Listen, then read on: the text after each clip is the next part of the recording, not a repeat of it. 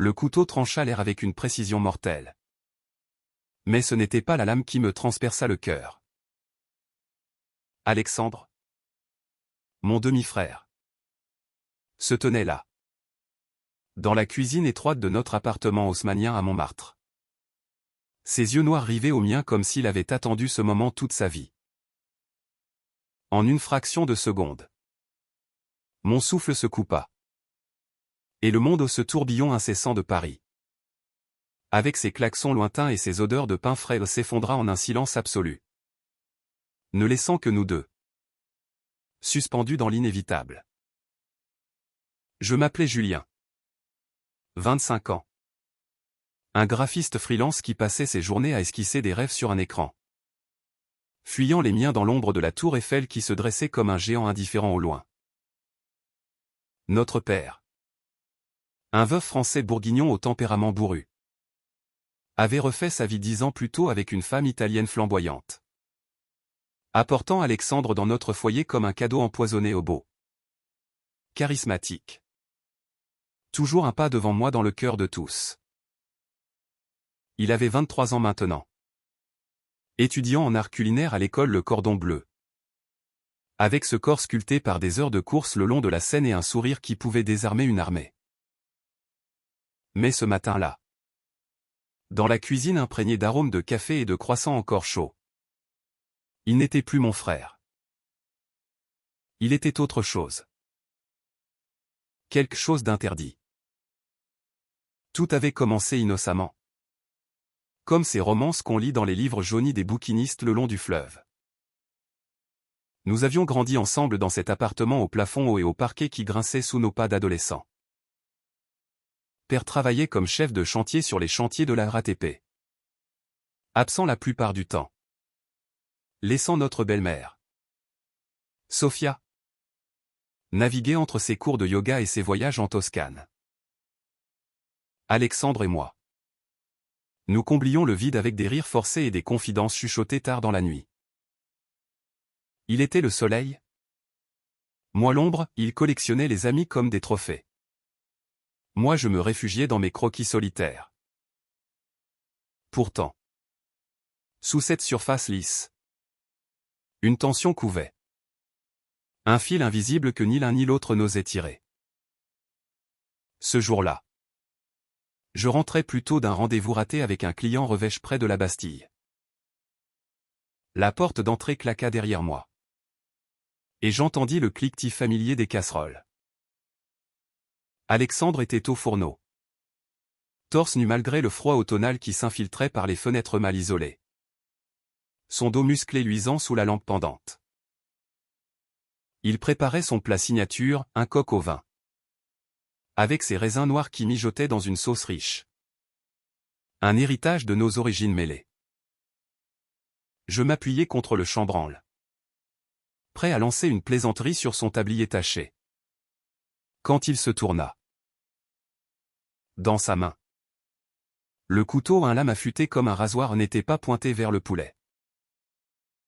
Il le tenait contre sa propre paume, traçant une ligne invisible, et ses lèvres s'entr'ouvrirent sur des mots que je n'attendais pas. Julien. Je t'aime. Pas comme un frère. Sa voix était un murmure rauque, chargé d'années de silence. Le couteau glissa, entaillant légèrement sa peau. Une goutte de sang perlant comme une larme rouge.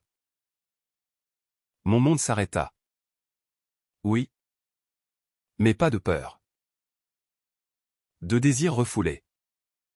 De terreur exquise face à ce gouffre qui s'ouvrait sous nos pieds. Je reculai d'un pas. Le cœur cognant comme un tambour dans une cathédrale vide. « Qu'est-ce que tu dis » balbutiai-je. Ma voix se brisant sur les mots. Alexandre posa le couteau sur le plan de travail avec une lenteur délibérée, essuyant le sang sur son jean usé. Ses yeux qui m'avaient hanté dans mes rêves les plus sombres, ne lâchèrent pas les miens. Je dis que je t'ai désiré depuis que j'ai 16 ans. Chaque fois que tu dessinais tard la nuit. Chaque fois que tu riais à mes blagues stupides. C'est plus fort que moi. Julien. C'est nous. Paris. Cette ville des amours impossibles semblait se moquer de nous à travers les vitres embuées. Dehors, les feuilles d'automne tourbillonnaient sur le trottoir, emportant avec elles les secrets que j'avais enterrés si profondément. J'avais toujours su, au fond de moi, que mes regards s'attardaient trop longtemps sur les courbes de son corps quand il sortait de la douche, enveloppé d'une serviette blanche. À l'université, j'avais flirté avec des filles pour me convaincre du contraire. Des baisers volés dans les bars enfumés de Pigalle qui laissaient un goût amer. Mais Alexandre, mon demi-frère, le fils de la seconde femme de mon père, c'était un abîme. Un péché que même les lumières de la ville des Lumières ne pouvaient éclairer. Je m'assis sur la chaise en bois patiné, les mains tremblantes autour d'une tasse de café froid. Et si Père l'apprenait? Sophia? Le monde entier? Les mots sortaient en cascade. Un torrent de peurs accumulées.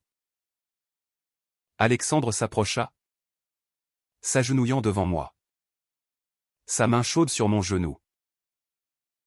Le monde entier nous jugerait. Oui. Mais en ce moment, dans cette cuisine, c'est juste toi et moi. Et je ne peux plus prétendre. Ce fut le début de notre chute. Les jours suivants furent un tourbillon de caresses volées et de nuits blanches. Nous nous retrouvions dans les recoins de l'appartement, nos corps se cherchant comme des aimants. La première fois, ce fut contre le réfrigérateur. Ses lèvres sur les miennes avec une urgence qui effaça les frontières du sang partagé. Son goût au sel et vin rouge m'enivra plus que n'importe quel Bordeaux de la cave de père. Nous étions prudents. Ô combien, des textos codés. Des excuses pour des sorties tardives au cinéma Le Grand Rex. Où nous nous tenions la main dans l'ombre. Anonymes parmi les ombres. Mais Paris n'est pas une ville pour les secrets éternels. Sophia, avec son intuition italienne aiguisée, remarqua les regards complices. Les sourires trop intimes. Un soir, alors que père était en déplacement à Lyon pour un projet de métro, elle nous confronta dans le salon aux meubles anciens.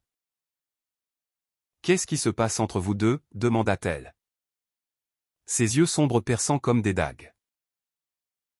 Alexandre, toujours le courageux, prit ma main sous la table. Maman. C'est de l'amour. Pas ce que tu crois. Mais. Plus. Le silence qui suivit fut plus assourdissant que n'importe quel cri. Sophia se leva, les larmes coulant sur ses joues. Un mélange de trahison et de compassion. Vous êtes des idiots. Des idiots beaux et brisés. Mais cette famille, elle ne survivra pas à ça. Elle partit pour Florence le lendemain, laissant un mot, guérissez-vous avant de tout détruire. Père revint, ignorant tout, et nous jouâmes la comédie des frères unis. Mais la fissure était là. Béante. Alexandre, avec son tempérament de feu, voulait crier notre vérité au monde. Moi, Julien le prudent, je craignais les jugements, les amis qui nous fuiraient. La société française si progressiste en façade mais si impitoyable en privé. Nous nous disputions dans les ruelles sombres de Belleville. Nos voix étouffées par le bruit des terrasses bondées. Pourquoi avoir peur, hurlait-il un soir, sous une pluie battante qui collait ses vêtements à sa peau. Parce que l'amour n'a pas à être une guerre. Une nuit. Tout bascula. Alexandre avait été invité à un gala culinaire au Palais Garnier. Un événement où les chefs en herbe paradent comme des paons. Je l'accompagnais, déguisé en simple spectateur. Mon cœur gonflé de fierté secrète. Là, parmi les lustres cristallins et les robes de soirée, il rencontra Lucas. Un designer milanais aux yeux verts et au rire contagieux. Je les vis danser, leur corps se frôlant avec une aisance que je n'osais plus lui offrir. La jalousie me rongeait comme un acide. Un poison que je bus jusqu'à la lie. De retour à l'appartement. L'explosion fut inévitable. Tu le regardes comme si j'étais invisible, criai-je, jetant mon manteau sur le sol. Alexandre, encore imprégné de l'euphorie de la soirée, se tourna vers moi. Les poings serrés. Et toi? Tu te caches. Tu m'aimes? Julien. Mais tu as peur de nous. Lucas. Il ne porte pas le poids de notre sang. Les mots me frappèrent plus durement qu'un coup. Je m'effondrai sur le canapé. Les sanglots secouant mon corps. Pour la première fois. Je lui avouai tout, les nuits passées à me haïr pour mes désirs. Les thérapies avortées dans des cliniques discrètes du Marais. La terreur d'être le monstre de l'histoire familiale. Alexandre s'agenouilla de nouveau. Comme ce matin dans la cuisine. Mais cette fois. Ses bras m'enlacèrent. Son souffle chaud contre mon cou. Nous ne sommes pas des monstres. Nous sommes humains. Et cet amour, aussi tordu soit-il aux yeux des autres, nous rend vivants. Les semaines suivantes furent un lent apprivoisement. Nous parlâmes à pair.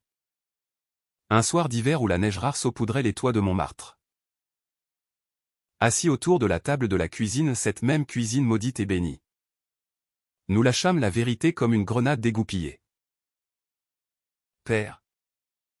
Ce roc bourguignon. Blêmi. Puis versa un verre de chardonnay à chacun.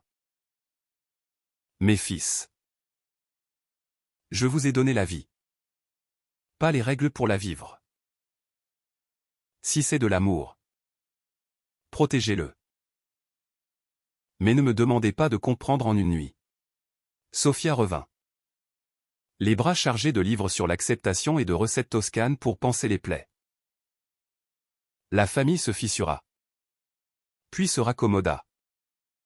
Comme un vieux vase porcelané. Alexandre et moi. Nous apprîmes à naviguer les eaux troubles, des thérapies de couple adaptées dans un cabinet caché près de la Sorbonne. Des promenades main dans la main sur les quais. Défiant les regards obliques. Lucas devint un ami. Un pont vers un monde plus large où l'amour ne se mesure pas au sang partagé. Et un soir de printemps. Sous les cerisiers en fleurs du jardin des Tuileries. Alexandre me demanda en mariage pas avec un anneau. Mais avec une cuillère en argent gravée de nos initiales. Un clin d'œil à cette cuisine où tout avait commencé. Mon monde ne s'est pas arrêté. Julien. Il a recommencé. Avec toi. Nous nous embrassâmes au milieu des pétales roses qui dansaient dans le vent. Indifférents aux passants qui souriaient ou fronçaient les sourcils.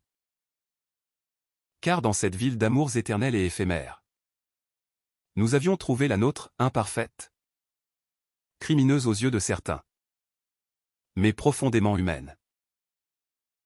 Un amour qui enseignait que les tabous ne sont que des illusions.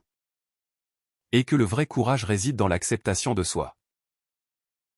Les mois suivants furent une danse délicate sur le fil du rasoir. Paris. Avec ses boulevards larges et ses cœurs brisés cachés dans les cafés enfumés. Devint notre terrain de jeu et notre champ de bataille.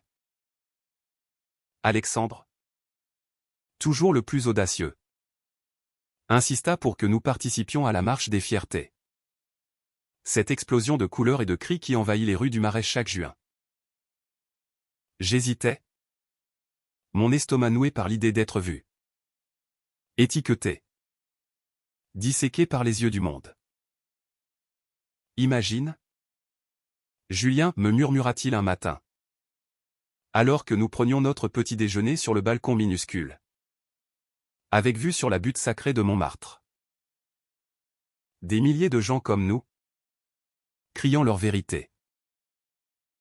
Ce n'est pas une honte, c'est une célébration. Je cédai. Bien sûr. Vêtu d'un t-shirt arc-en-ciel prêté par un ami d'Alexandre, un tatoueur excentrique nommé Théo. Avec des piercings partout et un rire qui contagiait. Nous marchâmes main dans la main au milieu de la foule. Les bannières flottaient comme des voiles de liberté, amour sans frontières. Famille arc-en-ciel. Pour la première fois, je sentis une légèreté m'envahir. Comme si le poids des ans s'évaporait dans l'air chargé de musique et de sueur. Alexandre, avec son charisme naturel, se joignit à un chœur improvisé. Sa voix grave entonnant « Il n'y a pas de raison pour avoir honte ». Je le regardai, émerveillé, et compris que cet homme, mon demi-frère, était mon ancre dans la tempête. Mais la kermesse ne dura pas. À la maison, les ombres rampaient. Père, malgré son acceptation bourrue, luttait en silence. Je le surpris un soir, assis seul dans le salon, un verre de cognac à la main, feuilletant d'anciens albums photos. Sur les images jaunies, nous étions enfants, moi, maigrelet et timide. Avec un appareil dentaire disgracieux, lui, déjà espiègle, grimpant aux arbres du jardin familial en Bourgogne. J'ai raté quelque chose. Fiston, me demanda-t-il d'une voix enrouée quand je m'assis en face de lui. Les mots restèrent suspendus. Lourds comme le silence qui suivit. Je lui parlais alors de mes propres luttes, les nuits d'adolescence passées à questionner mon reflet dans le miroir de la salle de bain. Les flirts forcés avec des camarades de classe pour apaiser les soupçons. Tu n'as rien raté. Papa. Tu nous as aimés. C'est tout ce qui compte. Il hocha la tête, les larmes brillant dans ses yeux ridés. L'amour. C'est une bête sauvage. Je l'ai apprivoisé avec ta mère. Puis avec Sophia. Mais vous deux. C'est une autre jungle. Nous nous embrassâmes maladroitement, une accolade d'homme à homme. Et pour la première fois, je sentis que la famille se reconstruisait. Brique par brique. Sophia, de son côté, devint notre allié inattendu. De retour de ses retraites méditatives, elle organisa des dîners où l'on parlait ouvertement des histoires de couples italiens exilés pour leur orientation. Des livres sur la fluidité des liens familiaux. L'amour n'est pas une ligne droite. Mes garçons, disait-elle en versant du Chianti, ses boucles brunes cascadant sur ses épaules. C'est un fleuve qui serpente. Et parfois, il inonde tout sur son passage. Alexandre, ému, lui baisa la main. Et je vis dans ses yeux la gratitude d'un fils qui avait craint de la perdre. Pourtant, le monde extérieur n'était pas aussi clément. Au travail, mes clients, ces bourgeois guindés des galeries de Saint-Germain-des-Prés, commencèrent à murmurer. Un projet pour une marque de luxe fut annulé abruptement après qu'une rumeur ait filtré, Julien et son frère. C'est scandaleux. Je rentrais ce jour-là, les épaules voûtées, et trouvai Alexandre en train de préparer une tarte aux pommes. Son remède infaillible contre les blues. Laisse-les parler, dit-il en me tendant une parfumante. Dorée et parfumée à la cannelle. Ils ne savent pas ce que c'est d'aimer comme nous. Nous fîmes l'amour sur le tapis du salon. Lent et tendre. Nos corps entrelacés comme des racines anciennes. Et dans cet instant, les jugements s'évaporèrent. L'été arriva comme une vague de chaleur suffocante, transformant Paris en un four géant où les touristes se pressaient sur les terrasses. ignorant les tensions qui bouillonnaient sous la surface. Alexandre et moi décidâmes de nous évader, un week-end en Bourgogne. Dans la maison familiale nichée parmi les vignes ondulantes. Père nous prêta les clés. Avec un clin d'œil complice, allez vous aérer la tête. Les amoureux. Le mot amoureux sur ses lèvres fut un baume. Un pas de plus vers la guérison. La route fut un prélude à la liberté, autoroute assise bordée de champs dorés. Radio diffusant du Édith Piaf mélancolique. Alexandre conduisait. Sa main droite sur ma cuisse. Un geste simple qui faisait battre mon cœur plus fort que les moteurs des camions qui nous dépassaient. À notre arrivée. La maison nous enveloppa de ses murs de pierre couverts de lierre. De l'odeur de terre humide après une averse passagère. Nous passâmes les journées à explorer, promenades dans les vignes. Où les grappes de pinot noir pendaient comme des joyaux, dîners improvisés avec du fromage local et du pain croustillant acheté à la boulangerie du village. Une nuit. Sous un ciel étoilé qui semblait infini. Nous nous allongeâmes sur une couverture dans le jardin. Alexandre traça des constellations imaginaires sur ma peau avec son doigt. Sa voix basse racontant des histoires d'enfance, la fois où il m'avait défendu contre des bullies à l'école. Mentant pour couvrir mon absence lors d'une crise de larmes. Tu as toujours été mon héros. Même si tu ne le voyais pas, murmura-t-il. Je l'embrassai alors. Profondément. Et nos corps se fondirent dans l'herbe fraîche. Un acte d'amour pur. Libéré des chaînes de la ville. Mais le retour à Paris ramena les orages. Théo, l'ami tatoueur, organisa une soirée dans son loft du 11e arrondissement, une fête underground pour la communauté LGBTQ+. Avec des drag queens aux lèvres carmin et de la musique techno qui pulsait comme un cœur affolé. Alexandre rayonnait. Dansant avec une grâce féline. Attirant les regards. Moi. Plus réservé. Je sirotais un cocktail au coin. Observant. C'est là que je rencontrai Elias. Un écrivain queer d'une trentaine d'années. Aux lunettes rondes et au sourire timide. Nous parlâmes des heures, de Proust et de ses amours cachés. De l'invisibilité des relations fraternelles dans la littérature gay. Elias devint un confident. Un miroir de mes doutes. L'amour fraternel qui bascule. C'est le tabou ultime, me dit-il un après-midi dans un café près de la Seine. Mais c'est aussi le plus pur. Parce qu'il transcende le choix. Ces mots me hantèrent. Et quand Alexandre rentra tard d'un stage en cuisine sentant le basilic et la jalousie naissante. Je lui en parlais. Tu doutes encore, demanda-t-il. Blessé. Ses yeux s'assombrissant comme un ciel d'orage. La dispute éclata. Violente, accusations volèrent. Portes claquèrent. Pour la première fois. Je me demandais si notre amour n'était pas une illusion fragile. Prête à se briser au premier vent contraire. Les jours qui suivirent furent un purgatoire gris. Alexandre s'enferma dans son silence. Cuisinant avec une fureur mécanique. Ses plats devenant des chefs-d'œuvre amers. Moi. Je nouillais mes peurs dans le travail.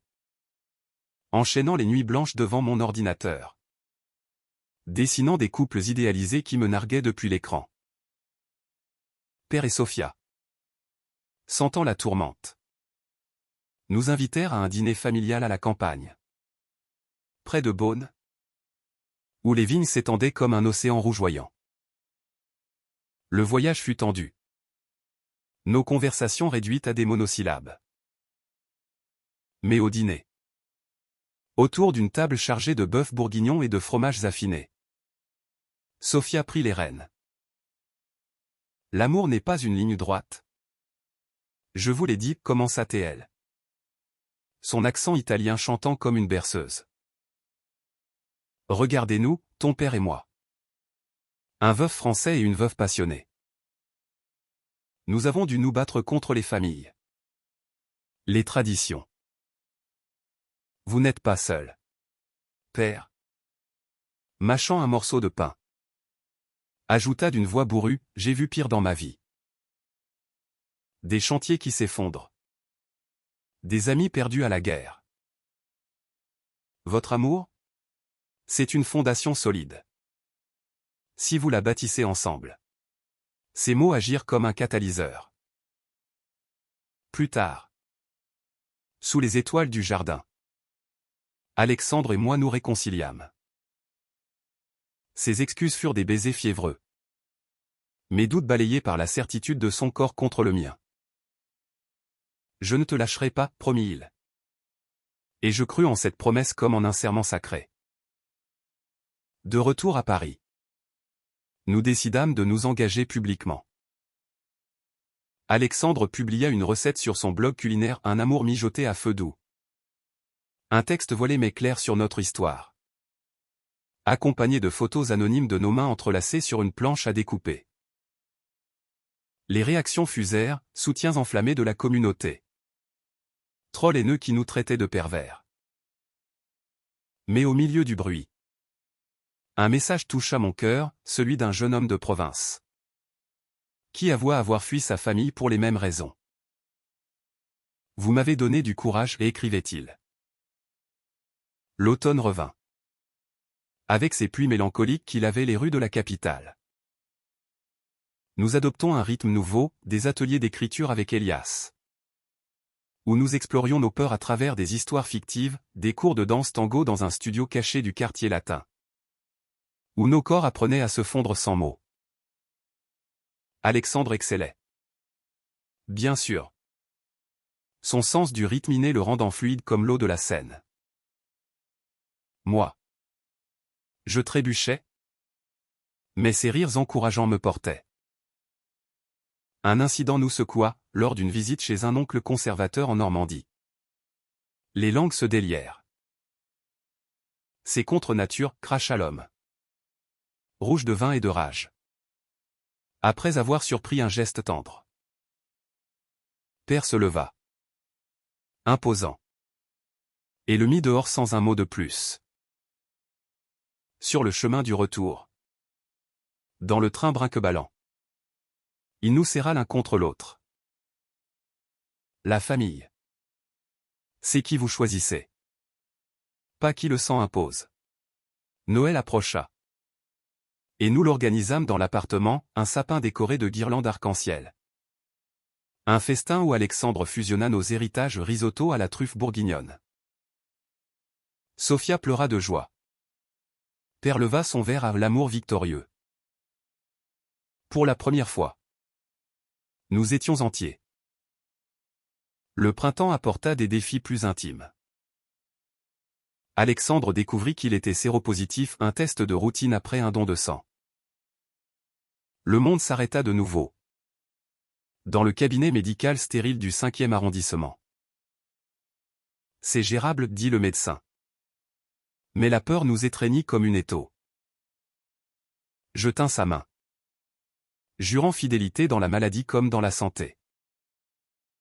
Nous naviguâmes cela ensemble, consultation à l'hôpital Cochin. Groupe de soutien où des histoires similaires nous réconfortèrent. L'amour vrai guérit, me dit une femme. Survivante de décennies. Alexandre. Résilie. Transforma sa peur en force, il lança un podcast sur la cuisine et la santé mentale. Invitant des guests LGBTQ+, à partager leurs recettes de vie. L'été nous trouva plus forts. Voyageant en Italie avec Sophia. Redécouvrant les racines d'Alexandre à travers des marchés florentins et des vignes toscanaises. Là. Sous le soleil impitoyable. Nous nous mariâmes en secret, un officiant complice. Des anneaux simples en argent martelé. Pour toujours, murmurâmes-nous. Nos vœux scellés par un baiser salé par les larmes. De retour, nous affrontâmes un dernier orage, un article dans un tabloïd People. Flairant notre secret via des photos volées à la marche. Les appels fusèrent. Les jugements pleuvaient. Mais nous ripostâmes par une interview commune. Voix unies, notre amour est une leçon d'humanité. Les saisons tournèrent. Et notre histoire devint légende discrète, un livre coécrit. Saveur interdite. Mêlant recettes et mémoire. Best-seller dans les librairies queer. Père. Fier. L'offrit à ses collègues, Sofia le traduisit en italien. Un soir d'hiver. Dans la cuisine originelle. Alexandre prépara le coq au vin du destin. À nous tostâmes nous. Nos verres tintant comme un carillon d'espoir. Notre monde n'avait pas arrêté, il s'était élargi, embrassant l'humanité dans toute sa complexité.